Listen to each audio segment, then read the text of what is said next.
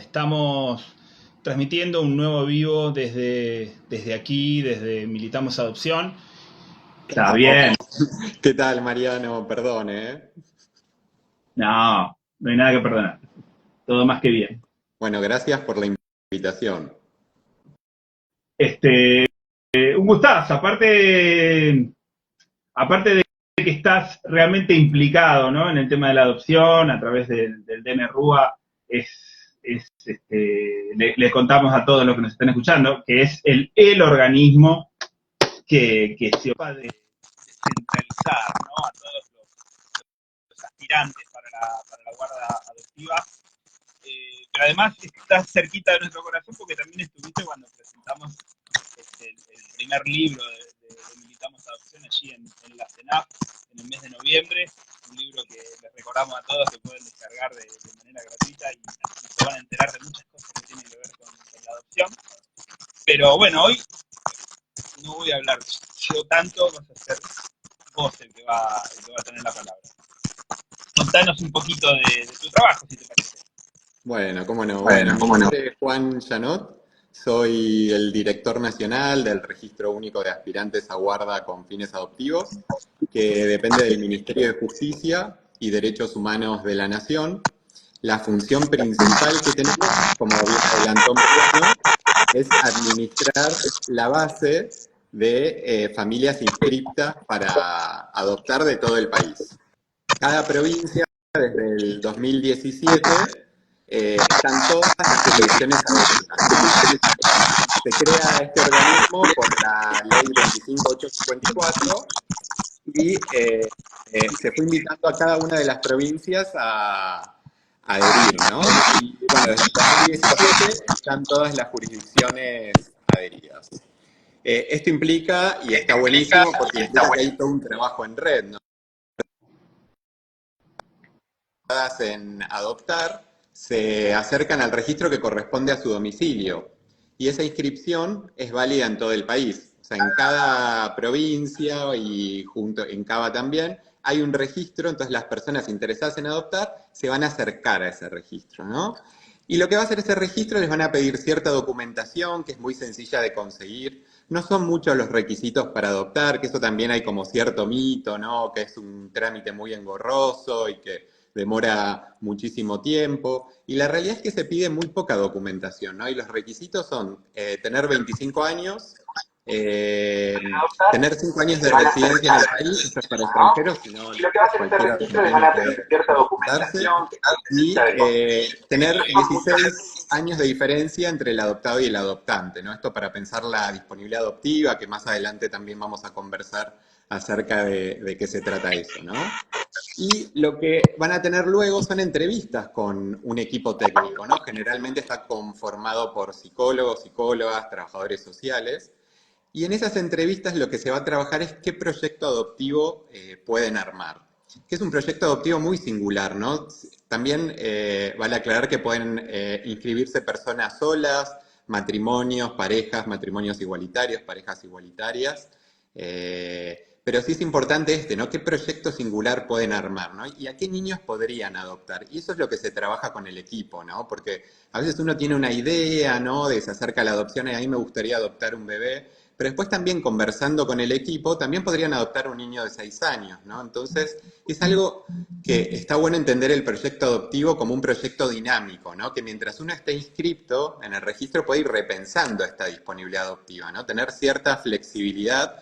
Y algo que también me parece muy importante del trabajo que hacen ustedes, Mariano, ¿no? Es de visibilizar, ¿no? A través de familias, es un colectivo, ¿no? De familias por adopción que qué mejor que contar con la experiencia y el relato de ellos, ¿no? También desromantizando muchas cuestiones en torno a la adopción que existe, ¿no? Como el adulto como salvador, ¿no? Bueno, acá la adopción en Argentina está definida como el derecho del niño, adolescente, a tener una familia, ¿no? Y no es del adulto. El adulto tiene un deseo, el Estado también reconoce ese deseo dándole la posibilidad de inscribirse en el registro.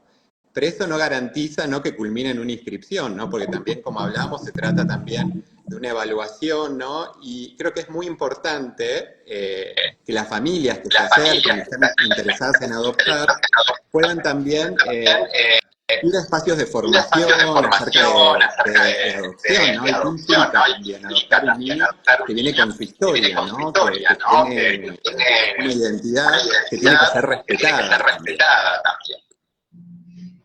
Les decía en el otro intento de vivo que bueno, que ya están las estadísticas actualizadas, ¿no? Del mes de marzo. Me parece que está bueno que las charlemos con vos, que sos quien las conoce bien al dedillo, ¿no? El número de legajos activos está descendiendo, eso me preocupa. Ahora vamos a hablar, si querés, de por qué se da, o cuáles son las hipótesis de por qué se está dando este fenómeno, ¿no? Pero legajos activos, hoy por hoy hay 1.684, de los cuales hay que ponían algún comentario de que las solteras también pueden adoptar. Sí, de hecho el 26% de esos legajos son proyectos de familia, digamos, monoparentales, ¿no? Ya sean hombres o mujeres, que lo hacen de manera individual. Exactamente. Y algo también importante a destacar es que muchas de las monoparentales suelen tener disponibilidades más amplias, más flexibilidad, al igual que matrimonios igualitarios. Esto lo vemos también en estadísticas, ¿no? Esto no quita que también algunas parejas heterosexuales también tengan esa disponibilidad, ¿no? Pero es como un rasgo como bastante común de notar disponibilidades más amplias. Y esto que vos contabas que es real, ¿no? Hoy tenemos 1.684 familias disponibles, ¿no? En realidad, en condición de inscripto tenemos alrededor de 2.900. Pero por algún motivo, algunos de estos legajos no los podemos utilizar porque están en un estado que se llama transitoriamente no disponible. Transitoriamente disponible es que el legajo queda congelado, no pierde su antigüedad, pero quizás o empezaron un periodo de vinculación, que más adelante vamos a hablar también de qué se trata esta etapa, o hay alguna cuestión para reevaluar, o una mudanza, ¿no? Algo interesante también en relación a si uno se muda a otra provincia, conserva la antigüedad de inscripción, ¿no? Porque ya estuvo inscripto y lo que se va a hacer es alguna entrevista de actualización en ese nuevo domicilio, en esa nueva provincia donde reside, ¿no? Esto es lo importante también de estar conectados en red. Y volviendo a las estadísticas que mencionabas, que me parece súper importante aclarar, ¿no? Que la base nuestra es dinámica. O sea, todo el tiempo está en permanente movimiento, legajos que se utilizan. Lo que hoy observamos es que los legajos se utilizan más rápido de lo que se cargan en el sistema, ¿no? De lo que lleva una evaluación. También es la realidad que últimamente se acerca menos gente a los registros. Notamos una baja en este último tiempo. También considero que los tratamientos de fertilización asistida, ¿no? Que eso también están abarcadas en la ley argentina, algunos tratamientos, ¿no? Que están permitidos, hace también que muchas personas primero empiecen con ese proyecto, ¿no? Con el proyecto de intentar, y eso también creo que tiene que ver con la baja de legajos, ¿no? No obstante, también creo que a lo largo de estos años se estuvo trabajando mucho, los equipos de los registros han trabajado mucho esto que hablamos de la disponibilidad adoptiva, ¿no? Entonces tenemos familias disponibles con disponibilidades más amplias para los niños, niñas y adolescentes que necesitamos, ¿no? Encontrarles una familia. Pero, no obstante, todavía hay niños que están esperando una familia, ¿no? Sobre todo de la militancia que hacen ustedes, ¿no? Que hacen foco también en adolescentes o niños transitando la segunda infancia, grupos de hermanos, niños, niñas y adolescentes con discapacidad, ¿no? Creo que hay mucho para trabajar en ese campo, ¿no? Con las familias y trabajar sobre todo en cuáles van a ser las necesidades que ese niño, niña o adolescente va a necesitar para su crianza. Bueno, en realidad... Sí,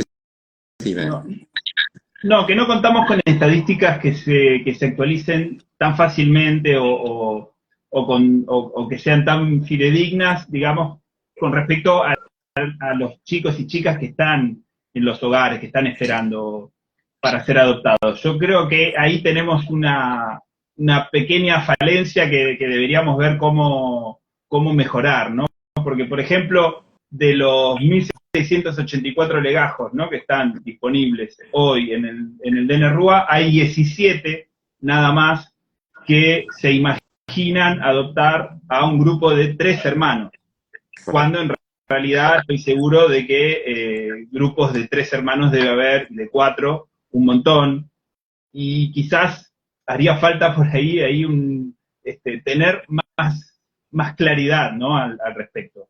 Sí, coincido plenamente con vos porque así podríamos cruzar variables también, ¿no? Los últimos datos estadísticos que contamos, que esos datos los hace CENAF junto con UNICEF, la Secretaría de Niñez, Adolescencia y Familia, son del 2020, ¿no? Y los hacen cada 2 años, seguramente próximamente tengamos datos más actualizados, pero sería ideal contar con estadísticas también, como nosotros publicamos mensualmente la de los postulantes.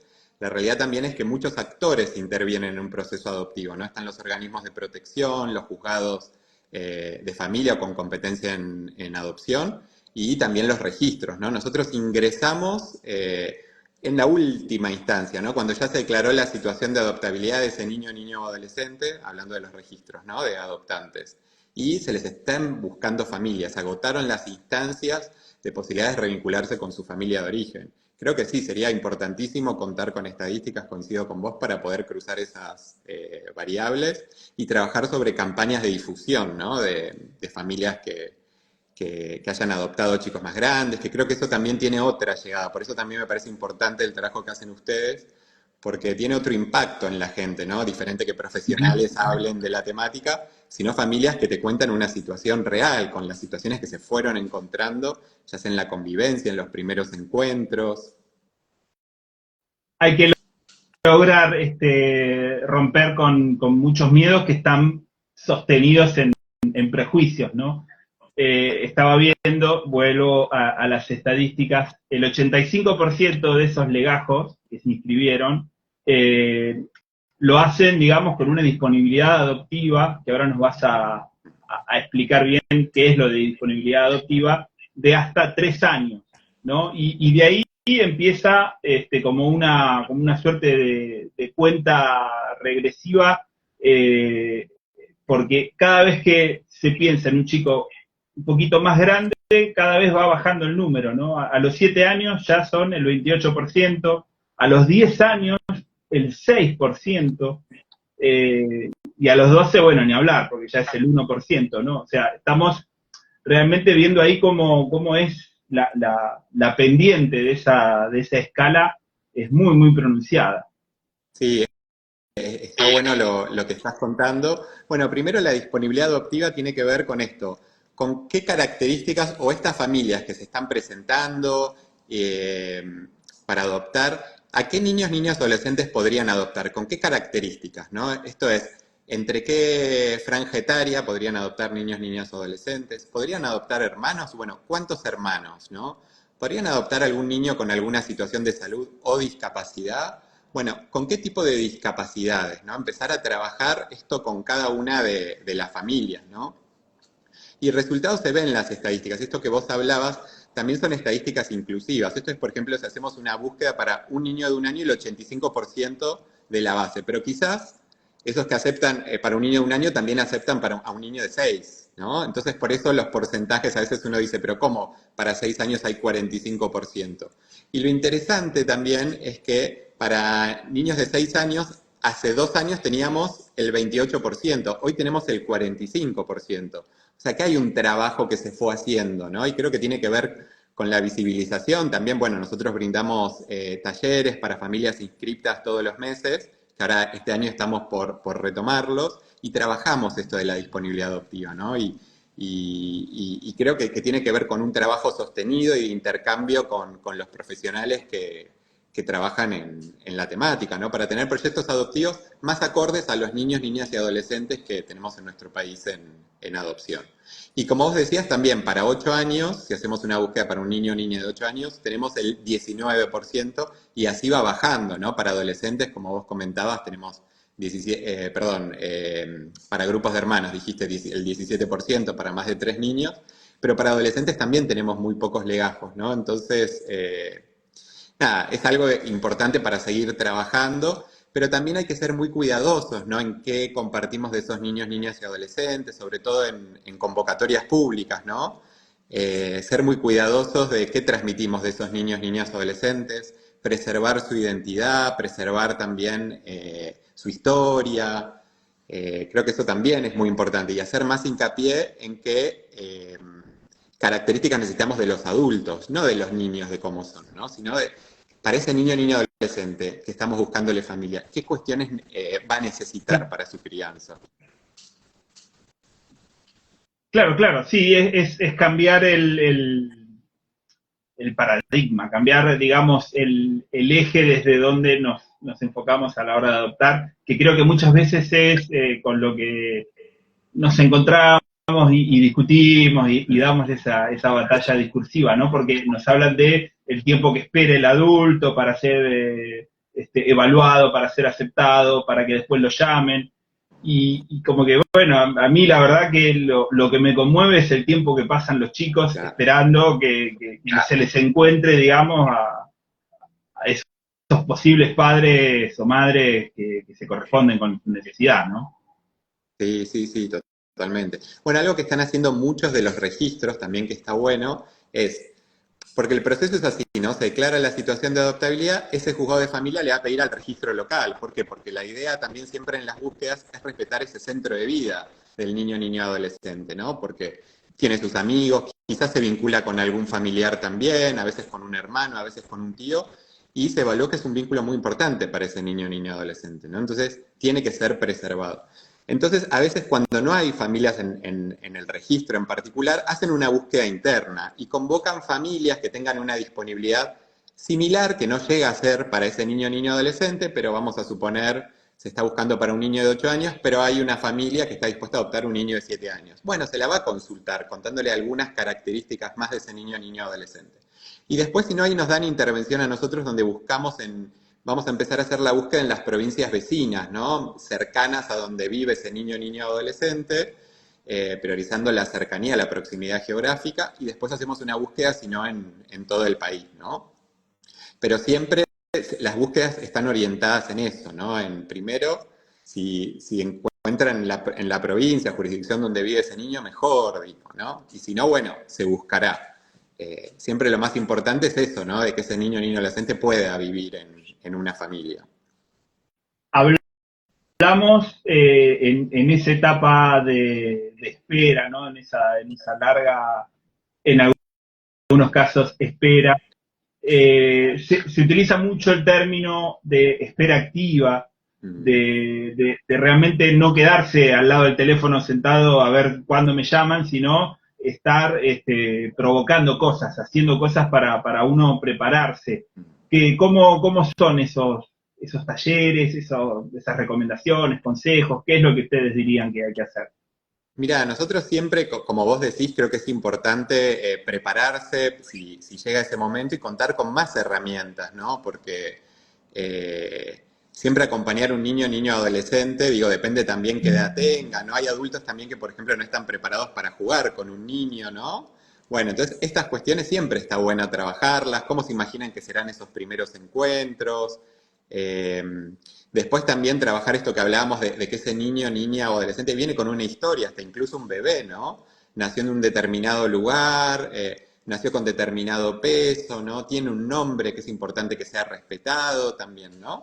Bueno, estas cuestiones siempre está bueno trabajar con las familias, trabajar sobre las disponibilidades adoptivas, ¿no? De por qué es importante preservar, si son hermanos, de buscar primero una familia, ¿no? Porque son hermanos entre sí, ¿no? Y quieren estar juntos. La mayoría también de los niños, adolescentes que están en Argentina en situación de adaptabilidad, atravesaron situaciones de vulneración de derechos, ¿no? Entonces, el Estado también ahí trabaja como una forma de restituir ese derecho de poder vivir en una familia, ¿no? Y por eso también hay evaluaciones de cada uno de los postulantes, ¿no? Porque hay que acompañar esas historias, ¿no? Y hay que estar ahí, poner el cuerpo ante situaciones, cuando el niño pueda relatar situaciones que vivió. Y además también es que no todo lo que vivió es algo negativo, ¿no? Tienen recuerdos muy lindos de su infancia también, ¿no? Pasa también que en las vinculaciones, en estos primeros encuentros, cuando empiezan a conocerse, surgen relatos, ¿no? Porque claramente se actualizan vivencias familiares, ¿no? Recuerdos. Generalmente también están en hogares cercanos a donde se tomó la medida, ¿no? Donde ese niño adolescente fue separado de su familia. Y también desmitificar que no todos los niños que están en situación de calle o en hogares tienen la situación de adoptabilidad declarada, ¿no? primero se va a trabajar para ver si hay algún familiar que pueda hacerse cargo de la crianza de ese niño, niño, adolescente, ¿no? La adopción siempre es pensada como la última instancia.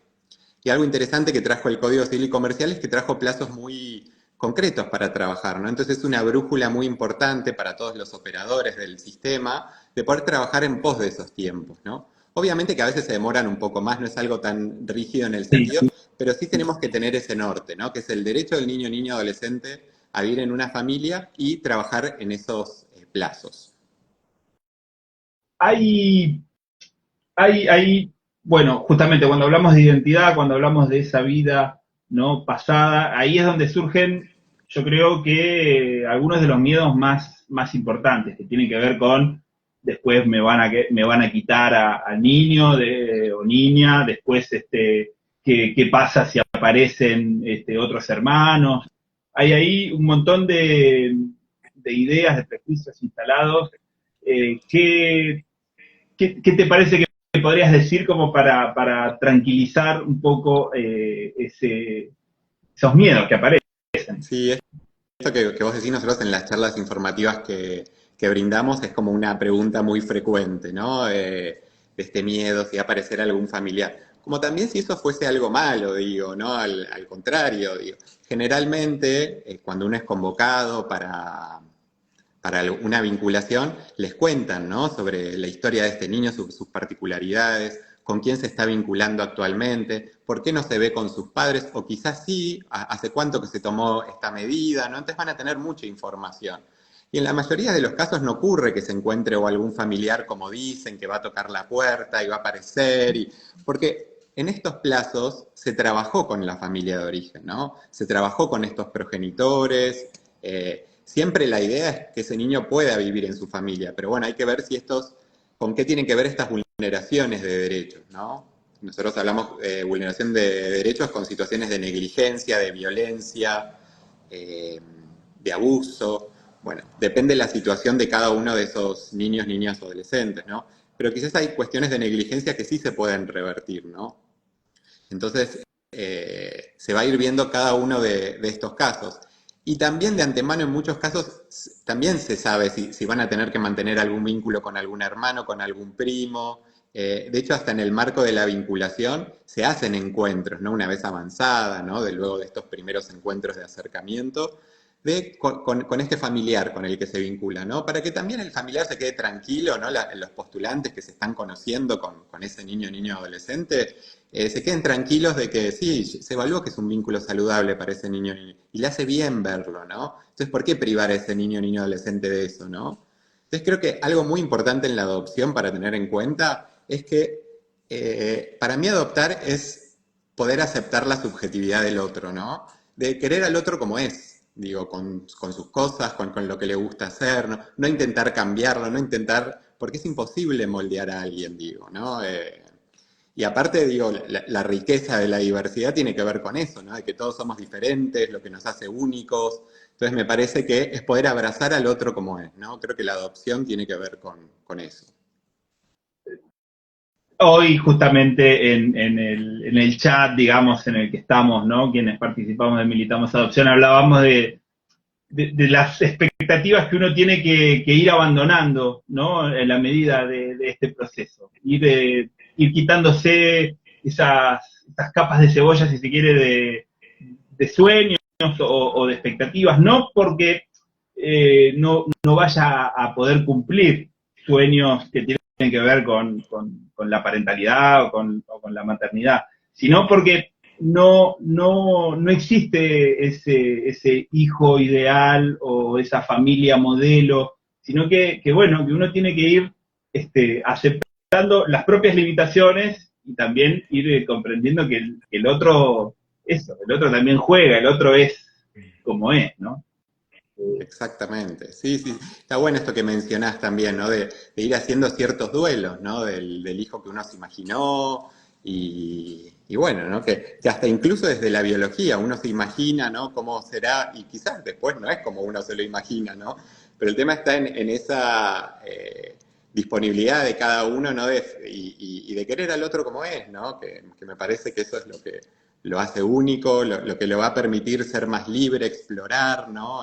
Sobre sus gustos, sus cualidades.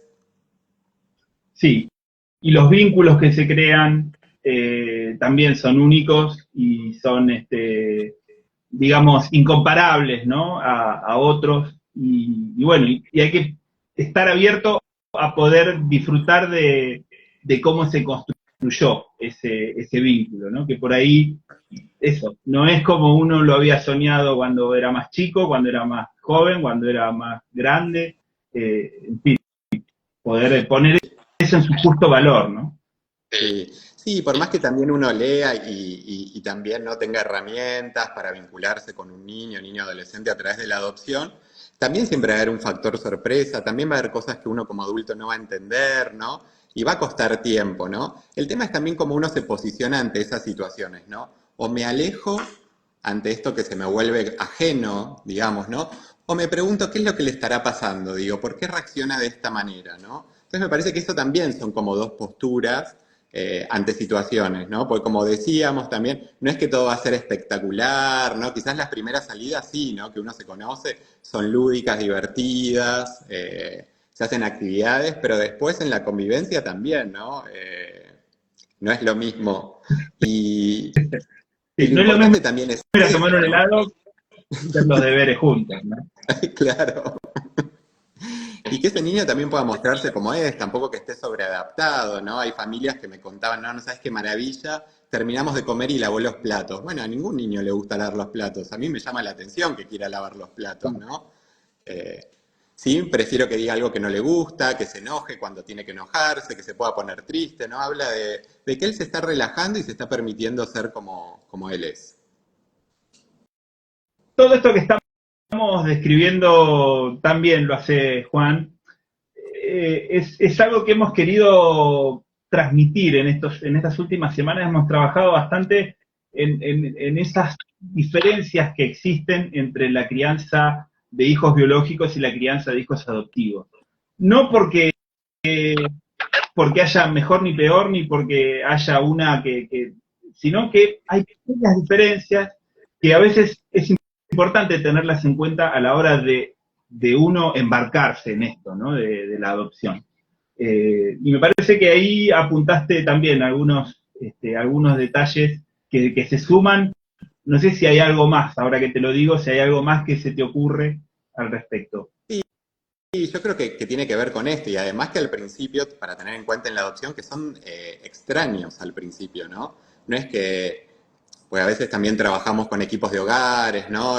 No todos, la verdad, pero sí algunos todavía o operadores que dicen, hoy vas a conocer a tus papás, ¿no? Y para ese niño adolescente no va a conocer a sus papás, va a conocer a una persona o dos personas que seleccionó el juzgado para iniciar un proceso de vinculación, digo, y hay que llamarlos por el nombre a esas personas. Y bueno, y esto va a ir saliendo naturalmente, ¿no? Con el tiempo, ¿no? Cada proceso, como hablamos, es singular de la construcción de ese vínculo, ¿no? De hecho, también en lo que es la etapa de vinculación no tenemos un tiempo determinado de cuánto va a durar, ¿no? Va a ir dependiendo de cómo se vaya construyendo. eh, Muy singular, como hablamos. Cada proceso adoptivo se va a ir construyendo a su manera. Pero creo que es importante hacer hincapié esto, ¿no? Que se trata de una construcción que va a llevar tiempo, ¿no? Y que ese tiempo es fundamental, tampoco hay que acelerarlo, digo, por más que uno tenga ganas, bueno, pero nos estamos vinculando hace un montón de tiempo, ya quiero convivir, bueno, pero también es importante para todos adaptarse, porque, digo, esos adultos también va a cambiar su rutina 100%, ¿no? Las cosas que disfrutaban hacer, no sé, por ahí llegaban de trabajar, se tomaban un café y charlaban de su día, quizás no esté ese espacio, pero quizás tengan otros, ¿no? Y hay que duelar esos espacios de disfrute que se tenían y hoy tendrán otros, digo, ¿no? Eh, con ese niño adolescente compartirán otros espacios, irán a lugares que no iban también, ¿no? Porque obviamente los intereses que tenga o un adolescente o un niño de 8 años, quizás muchos no estaban familiarizados con determinados juegos, bandas de música, ¿no? Eh, Sí, sí, cambia desde la decoración de la casa, el orden, hasta eso, lo que vamos a ir a hacer un fin de semana que tengamos libre. Y tantas cosas más, de lo más cotidiano y lo más chiquito, hasta... Sí, sí. Y hay que estar preparado para eso. Por eso, bueno, está bueno eso, que te lo cuenten, que uno pueda ir sabiendo que desde el momento que esa vinculación empieza, ya nada va a volver a ser igual que antes. Muchas Exacto. cosas van a ser mejores, otras no, nos van a complicar y no nos van a gustar tanto, pero las vamos a tener que acomodar, pero la vida cambia. Y es un paso que se da, que nos cambia la vida y le cambia la vida también a esos chicos, ¿no? Entonces, me parece que hay que ser muy consciente de eso.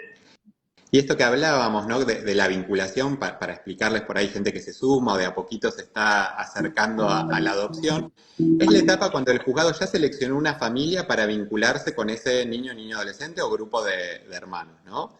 Y es ahí donde van a tener unos primeros encuentros, ¿no? Generalmente están acompañados por un equipo de profesionales que tiene experiencia en acompañar familias, a veces es el equipo del hogar, a veces es el del juzgado de familia, a veces desde los registros, muchos de los registros ya acompañan también a familias en periodo de construcción vincular, y tiene que ver con estos primeros encuentros, ¿no? De conocerse, de acercarse, de ver qué le gusta, qué no. Lo ideal de estos encuentros es que al principio sean en lugares conocidos para ese niño adolescente, puede ser en una plaza o en una sala diferenciada en el hogar donde se encuentra, y a través del juego empezar a conocerse, ¿no? El equipo está ahí como facilitador también, ¿no? Ese primer encuentro que al principio también por ahí hay mucha tensión, ¿no? Entre los adultos o ese niño adolescente. Y también está bueno tener entrevistas previas, ¿no? Ese equipo que esté acompañando, ¿no? Ya sea tanto primero con los adultos para ver si, porque a veces también estas entrevistas del juzgado a veces o no se brindó toda la información, o a veces también entre los nervios que tiene esta familia hay cuestiones que no fueron registrando, entonces está bueno poder retomarlas, anticipar situaciones que pueden ocurrir también, ¿no?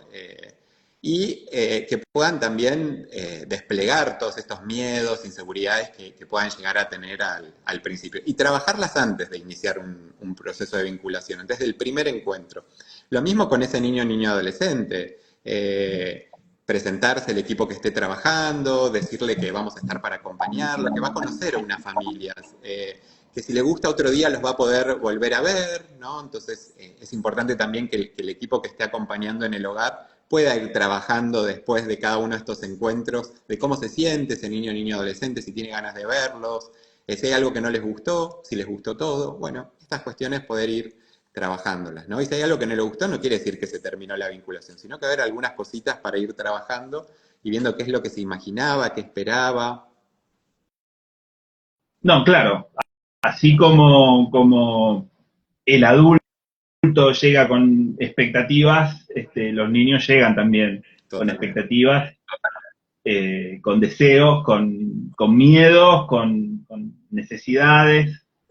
Hay que lograr encajar todas esas piezas. Totalmente. También esto en grupo de hermanos, ¿no? Pensando en una vinculación, a veces el hermano más grande es el que toma un rol más paternalista, ¿no? Y que quizás no se permite jugar, está más pendiente de los hermanos. Y esto es interesante ver en cada uno de los encuentros, ¿no? Cómo se empieza a relajar y podés jugar también, ¿no? Y el equipo está para intervenir ahí, ¿no? Y poder decirle, bueno, vos ya no te tenés que ocupar de cuidar a tus hermanos, los están cuidando estos adultos, ¿no? Y es interesante ver cómo ese cambio de posición empieza, ¿no? A lo largo de los diferentes encuentros, y que también puede jugar y puede ser un niño, digo, ¿no? Ya esa responsabilidad que se había adjudicado cambia también. Sí, sí, sí. Sí. Pero bueno, como bien ya dijiste varias veces, los tiempos son como muy flexibles. No hay patrones, no hay moldes a seguir, sino que hay que ir viendo cómo se va dando todo este proceso, estar muy atento. Yo creo que ahí es importante el acompañamiento también, porque son esos profesionales o esas personas cercanas, ¿no? Que por ahí te pueden ir ayudando a reconocer ciertas cosas que una vez está metido ahí en el meollo y no se termina de dar cuenta de cosas que por ahí para el que está afuera es evidente, ¿no? Por eso yo Claro. creo que el acompañamiento es fundamental en todo este proceso. Sí, totalmente. Y hasta incluso pedir ayuda, digo, ante situaciones, ¿no? Creo que también la red que armaron ustedes de contención entre familias también es importante, ¿no? Poder identificarse, a mí también me pasó esto, y vos cómo lo acompañaste, ¿no? Nosotros desde la dirección también tenemos un espacio para personas que están transitando una guarda, ¿no? Que la guarda preadoptiva es la instancia cuando ya empiezan a convivir, ¿no? Y que requiere como otras, ¿no? Situaciones que van surgiendo, ¿no? Esto que hablábamos que ya empieza el colegio, una rutina más marcada, ¿no? Bueno, ¿qué va pasando en todas estas situaciones? Y es muy importante contar con espacios de acompañamiento. También tenemos un programa que esto pueden participar cualquier familia que esté en una instancia de guarda o hasta incluso cuando ya tengan la adopción, pues creemos que es fundamental acompañar a las familias en todas las instancias, ¿no? Antes de inscribirse, mientras están inscritos y hasta incluso en la guarda o adopción, ¿no? Porque en todas las instancias va a haber situaciones que se va a requerir de un acompañamiento profesional. Y también de familias que hayan transitado. Por eso creo que el colectivo que armaron ustedes me parece fundamental. Los mitos que van surgiendo, ¿no? También en torno a la adopción o miedos que tienen los adultos y poder conversar sobre eso, creo que ha sido Ahí una excelente te, idea te, y trabajo de todo el equipo. te- ¿Se cortó? te perdí un poquito lo que estabas diciendo, esperemos que todos lo hayan escuchado, pero digamos que sí, desde nuestra experiencia, la verdad que el habernos podido nuclear nos apuntaló a todos y a cada uno. A veces, digamos, estalla todo en todas las casas al mismo tiempo y decimos, bueno, algo debe estar pasando que está fuera de nuestro control, porque esto no es normal. Pero si no, por regla general, eso. Es como, bueno, nos contenemos, nos ayudamos, nos recordamos los buenos momentos que también tuvimos y decimos, che, pero acordate, bueno, que son esas cosas que por ahí cuando uno está, eso, más complicado, se olvida y ve todo negro y piensa que ya está, no, arruiné todo y bueno, no. Por suerte hay muchas nuevas oportunidades, ¿no? que aparecen. Claro, exactamente. Acá me estaban preguntando cuándo vuelven las charlas. Próximamente las vamos a estar en nuestra página. Después se la vamos a dejar a Mariano la página para que puedan ingresar y ver. Pero próximamente vamos a estar publicando. La idea es publicarlas de todo el año para que sepan qué actividades hay y un link de inscripción como veníamos teniendo. Bien, buenísimo. Esas charlas, todos los que hemos pasado por ellas las recomendamos porque siempre hay cosas para sacar de provecho. Estés en la parte que estés del proceso, ¿no? Claro, sí, Cuando uno sí, totalmente. necesita ciertos contenidos, pero cuando uno ya está ahí metido en la guarda o en la primera convivencia, digamos, después de la sentencia y todo, van surgiendo nuevas cosas, ¿no? Como el tema del cambio de nombre, como el tema de la relación justamente con las familias de origen, que también se van dando de maneras como muy distintas, en, eh, en el afecto y en lo que generan en los chicos, el hecho de, bueno, de cambiar de apellido, que no siempre es así, pero que puede pasar y genera toda una pequeña revolución también. Claro, exactamente, sí, sí, sí. También a muchos niños y adolescentes, según la edad que tengan, se les pregunta también, ¿no? En relación a esto del apellido, si quieren conservar el de origen y se hace un agregado el de los adoptantes. A veces se pone el de los dos de los adoptantes y hay como un dilema, ¿no? ¿Cuál va a ir primero, ¿no? Y los niños lo piensan entre ellos también, ¿no? ¿Qué apellido? Así que bueno, siempre creo que es importante eso, escuchar a ese niño adolescente en cualquier instancia, ¿no? Porque a veces hasta con niños niños de primera infancia, digo, hay una comunicación no verbal también que hay que prestarle atención ahí también. Claro. Hablamos del testimonio, digamos, de quienes fuimos papá y quienes fuimos mamá, y la verdad es que en Militamos Adopción somos muy cuidadosos de no exponer a nuestros chicos, a nuestros hijos y hijas, a que den también su testimonio, que muchas veces quisieran hacerlo, pero nos parece que siendo chicos, siendo menores, hay ahí como no sé si un peligro latente en las redes sociales, pero hay como ciertas cuestiones a resguardar, ¿no? No sé qué opinas al respecto, pero nos pasa con las entrevistas, que muchas veces quieren que vayamos con nuestros hijos, y la verdad que nos ponen en una situación muy complicada, porque, bueno, es una exposición que no le hace bien a los chicos, ¿sabes? Claro, exacto. Sí, yo creo que como adultos tenemos que ser muy cuidadosos, ¿no? En qué mostramos de esos niños, niñas, adolescentes. Lo mismo cuando hablamos al principio de las convocatorias públicas, ¿no? Hay recomendaciones muy interesantes de cómo hacer convocatorias públicas cuidadosas y respetuosas de los derechos de los niños, niñas, adolescentes, preservando su identidad, su historia. Hubo un caso muy conocido, ¿no? De una convocatoria que se viralizó mucho.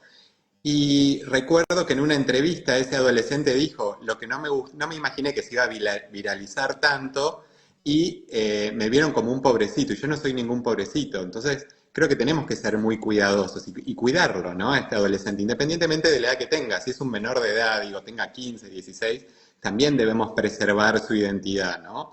Y creo que hay que hacer hincapié más que nada, pues si le estamos buscando familia a ese niño, niño, adolescente, ¿por qué hablar de ese niño? ¿Por qué no hablamos de las características que necesitamos de esos adultos para acompañarlo, ¿no? Porque en definitiva vamos a necesitar adultos con esa flexibilidad, con ese tiempo para acompañarlo, que esto que hablábamos, ¿no? Que puedan aceptar esa subjetividad que trae ese niño, niña o adolescente y acompañarlo en su crianza, ¿no? Sí, sí, sí. Bueno, es que nosotros hablamos de temas que nos son muy queridos y la verdad que la mayoría de los mensajes que recibimos son súper amorosos, que nos felicitan por el trabajo que estamos haciendo, pero también aparecen muchas veces esos mensajes de odio injustificado que, bueno, que cuanto más se viraliza algo, más posibilidades hay de llegar a gente que no le interesaba ver ese video y que entonces dice cualquier barbaridad y, y es parte también de ese juego y de lo que hay que cuidar, ¿no? Claro, sí, que las convocatorias no son un catálogo de niños, niñas o adolescentes, ¿no? Por eso creo que siempre hay que hacer hincapié en esto, ¿no? Bueno, pero ¿qué características de los adultos necesitamos, ¿no? Digo, es un niño de 6 años que va a requerir tratamiento fonoaudiológico. Bueno, ¿esa familia lo puede acompañar? Digo, entonces me parece que el foco tiene que estar ahí, ¿no? Y no tanto en exponer a ese niño, niño, adolescente, hay que cuidar, ¿no? Su identidad, su historia, digo, a lo sumo esa familia que está interesada después pueda conocer más sobre su historia. Yo siempre soy partidario que cuando se convoca una familia para un niño, niño, adolescente en particular, es importante ir de lo general a lo singular, ¿no? Hablar primero de las generalidades de la adopción, cómo son en general los niños, niñas y adolescentes. Y bueno, si la familia está dispuesto, ahí sí empezar a contar sobre esa particularidad de ese niño, niño, adolescente. Si no es exponer un relato de situaciones que me parece que el que sale perjudicado es ese niño o adolescente.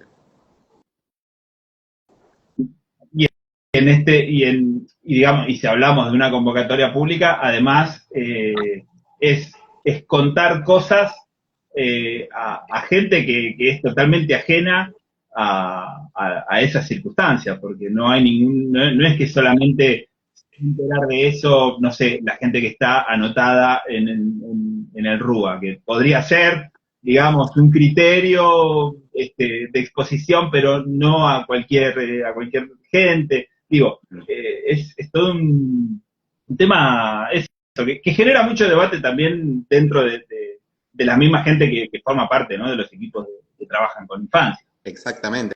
De hecho, hay dos recomendaciones, una de CENAF y otra de la Defensoría de Marisa Graham, acerca de las convocatorias públicas, de cómo redactarlas, de ser cuidadosas, ¿no? Con su redacción, en qué hacer hincapié, que te las puedo acercar también si después ustedes también quieren compartirlas en sus redes y en sus espacios. Dale, sí. Creo que nos debemos ahí algún trabajito un poco más, acordado, ¿no? Como, bueno, aprovechar eso, nuestra exposición y nuestro trabajo permanente para difundir, ¿no? Cosas que por ahí a veces los canales de los ministerios y de las secretarías a veces no cuentan con tanta visibilidad. Exacto, totalmente de acuerdo. Sí. Me quedaba un temita de los que habíamos planteado que queríamos charlar hoy, que me quedó todavía en el tintero, que tiene que ver con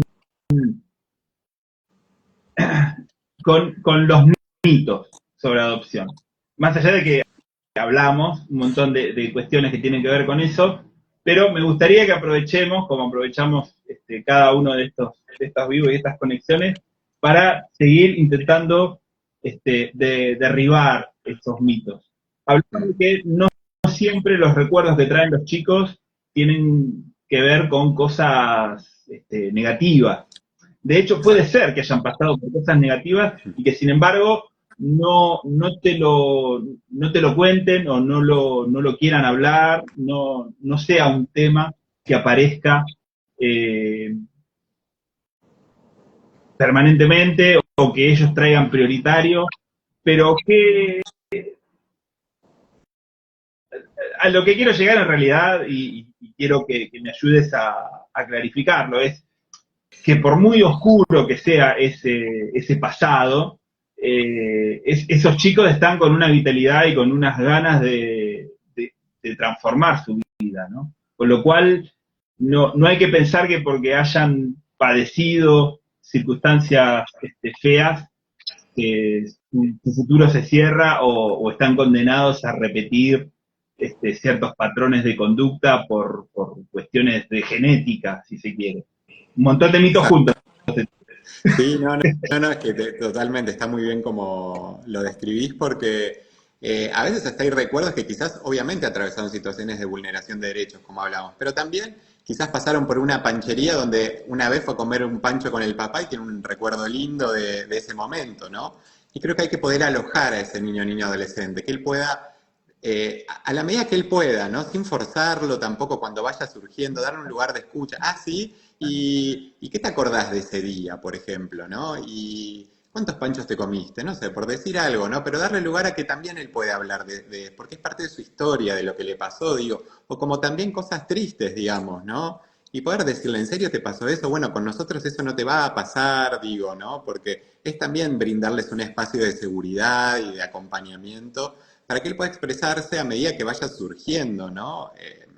Cuestiones de su vida. Y hasta incluso a veces surgen situaciones que no estaban en ese expediente, ¿no? Hay familias que quizás se enojan, ¿no? Dicen, bueno, pero esto ustedes no me lo dijeron. Es que quizás eso no estaba tampoco, es algo que está trayendo ahora ese niño, niña o adolescente, ¿no? Lo importante es poder contar con esa flexibilidad ante lo diferente, digo, ¿no? Porque al principio va a ser todo diferente ese niño, niña o adolescente. Hasta hay familias que se angustian, dicen, mira, me vinculé el primer día y no sé, no sentí esa conexión. Bueno, es que esa conexión quizás lleve tiempo también, ¿no? Otros te dicen, por ejemplo, no sé, antes de cruzar la puerta, yo sabía que iba a ser mi hijo para toda la vida. Bueno, hay que ver eso, ¿no? Yo creo que también hay que hacer hincapié que la adopción no es una etapa de prueba, la vinculación, ¿no? Es una responsabilidad. Uno se está vinculando con un niño, niña o adolescente que atravesó situaciones de vulneración de derechos y quiere una familia. Se trabajó y ese niño desea vivir en una familia, ¿no? Entonces, creo que como adultos tenemos que ser muy cuidadosos también en eso. Y ahí la Fer Anastasi dice que más allá del dolor hay momentos de alegría, u olores, o lugares, o músicas que lo sostiene y sostiene su cabeza sus pensamientos para poder seguir adelante. Como nos pasa a todos nosotros con nuestra propia vida, ¿no? Me parece que es importante esta introspección también cuando uno se está metiendo en esto. Cuanto más nos conozcamos, más vamos a poder distinguir, Claro. descifrar, comprender lo que está pasando allí. Sí, a veces, o también hay familias, ¿no? Que esto que hablamos, de que los primeros encuentros fueron fantásticos, todo bárbaro, y después en la convivencia y dicen, pero es otro nene. Digo, no, es el mismo, Claro. digo, no es otro nene, digo, es parte de su subjetividad y quizás al contrario, se está relajando, se muestra cómo es, y bueno, y a veces no tienen que ver con la adopción, sino con la edad, ¿no? No sé, hay familias que nos decían, no, pero está re desafiante. Bueno, los adolescentes son desafiantes en general, digo, ¿no? No es algo malo que sea desafiante, es una etapa, digo, que tiene que atravesar y será incómoda para los adultos, ¿no? Se verá con qué herramientas van a poder contar, ¿no? Por eso siempre digo esto que hablamos mucho de contar con ayuda profesional, ¿no? De equipos especializados también en adopción. Sí, los chicos pueden no ser los mismos, pero los adultos seguro que tampoco somos los mismos, ¿no? Porque si llevamos al chico a comer al restaurante y tira sal arriba de la mesa no nos molesta, y si lo hace en casa, capaz que reaccionamos mal, ¿no? O sea que es importante ser capaz de tener ese recule como para poder ver también lo que tiene que ver con uno, lo que tiene que ver con el adulto, que me parece que es fundamental también. Sí, esto que decías también de la comida, ¿no? Que son hábitos también que se incorporan, ¿no? A veces en los hogares también, ¿no? Niños que comen muy rápido, pero también en los hogares a veces si no comes rápido, por ahí te perdés la posibilidad de repetir, ¿no? Entonces, bueno, todo también tiene su explicación, digo, por eso a veces cuando uno le llama la atención de algo es poder preguntarse, bueno, ¿con qué tendrá que ver esto, digo, ¿no? En vez de asustarse o alejarse, ¿no? Esto que es tan ajeno hacia el otro, ¿por qué no nos acercamos y vemos de qué se trata? Me pasa hace poquito con mi hijo, ¿no? Después de ya más de 3 años de vivir, que me di cuenta que su forma de comer era como el de un animal que evita que le roben la comida, ¿no? Pero fue como después de 3 años y pico de estar comiendo todos los días juntos, y recién ahora me doy cuenta que hay ahí algo ya incorporado de cuidar que nadie le saque la comida, ¿no? Nada, a veces eso, hay que estar atento y receptivo a esas cosas. Claro, totalmente. Juan, te agradezco muchísimo este rato que nos hemos tomado, ya casi llevamos 1 hora hablando. Queda un ratito para que puedas hacer un cierre. No sé si hay algo que te parezca que faltó decir, algo que quieras profundizar, no sé. No, yo lo que creo, esto es importante, si alguien está pensado en la idea de adopción, acérquense a diferentes espacios, acérquense a los registros de adoptantes. Hay muchos mitos, como decía Mariano también. No hay que ser propietario para adoptar, a veces está esta fantasía o tener una casa grande o un jardín enorme, para nada, digo. Tiene que haber un lugar para ese niño, niña o adolescente. Nada más, digo, ni tampoco se pide determinados ingresos para adoptar, sí que se puedan cubrir las necesidades básicas que ese niño, niño, adolescente va a necesitar. Nada más, digo, ¿no? Pero esta vez se dice no, porque soy una persona sola. No, hay un montón de proyectos. Como decía Mariano al principio, muchísimas familias solas que se animan y están pensando en... Porque además no es que están solas, van a tener una red de contención de amigos, familiares, digo, ¿no? De con quién contar para esa crianza, ¿no? Y que los registros también son muy abiertos, muy predispuestos a escuchar a todas las familias, bueno, y de poder trabajar ese proyecto adoptivo que puedan armar. Y a veces quizás lleva un poco más de tiempo, ¿no? Porque a veces hay cuestiones para trabajar, ¿no? Esto que hablamos de la identidad o historia de origen, bueno, y quizás en un tiempo puedan volver al registro y concretar, ¿no? Pero estas evaluaciones tienen que ver para hacer procesos adoptivos más cuidadosos para esos niños, niñas, adolescentes, y que los adultos puedan contar con esas herramientas.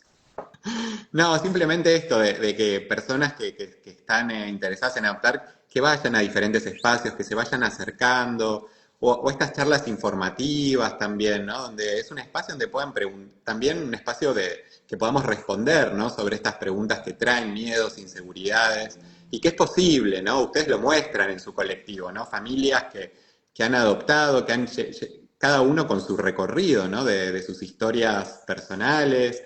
Y es entre esas historias también que se va armando la adopción, ¿no? Entre las historias que traen esos adultos, pues está ese deseo también de ser padre y madre, ¿no? Y también de ese niño adolescente que quiere una familia, ¿no? Y que tiene su historia. Entonces, es entre esas historias que se va a ir configurando la adopción, que va a ser singular, ¿no? Cada proyecto singular. Vamos a aprovechar este minutito final para volver después a utilizarlo. Contanos sintéticamente en qué consiste la evaluación de los pretensos. ¿Qué es lo que se busca en esas evaluaciones? Lo que se va a trabajar son las capacidades parentales, ¿no? que tiene esta familia. Primero ver por qué quieren adoptar. Es una pregunta muy sencilla, pero general, que abre un montón, ¿no? Y cada respuesta va a ser muy singular de cada uno, ¿no? Si también se trata de una pareja, un matrimonio, ese es un proyecto de los dos, que es importante que así lo sea. Si cuentan con red, si fueron atravesando diferentes duelos, ¿no? A veces hay parejas que vienen de toda una historia de tratamientos muy dolorosos, ¿no? También que son bastante invasivos, ¿no? Los tratamientos de fertilización asistida. Hay un lugar para la adopción. ¿Qué cambios significativos en su vida han tenido, ¿no? ¿Cómo lo fueron afrontando también? Trabajar sobre todo esto que hablamos de la disponibilidad adoptiva, que es muy importante, ¿no? Que sea un proyecto real y posible, ¿no? Acorde a las posibilidades que tiene esa familia, ¿no? Y dejarse acompañar, ¿no? Ser sinceros, creo que eso es lo más importante, ¿no? Poder desplegar quién uno es en estas entrevistas, ¿no? Y preguntar al equipo también las dudas que tengan. Nada, es un proyecto a madurar, a trabajar y a construir, ¿no? Que lleva tiempo. Y es importante esta interacción con los profesionales para lograr tener más herramientas en el caso de que sean convocados. Y siempre, bueno, es importante leer diferentes libros, acercarse a espacios, ver películas de adopción, ¿no? Bueno, siempre es todo un universo, pero también sobre la ley vigente, ¿no? Informarse al respecto. Bueno, nosotros tenemos también la normativa en la página, ver las estadísticas, ¿no? Escuchar relatos de familias que hayan adoptado. Creo que todo eso colabora también a llegar a un proyecto más posible. Buenísimo, Juan José. Eso, redondeando entonces lo que uno necesita para estar, digamos, a la altura de las necesidades de esos chicos, chicas y adolescentes que nos están esperando en los hogares. Un abrazo muy grande, será hasta pronto, ¿eh? Vamos a seguir con estas charlas y seguramente volveremos a convocarte para que nos cuentes algunos datos actualizados en ese momento. Un Dale, abrazo cómo no. grande. Gracias, Mariano, por el espacio. Hasta luego. Hasta pronto.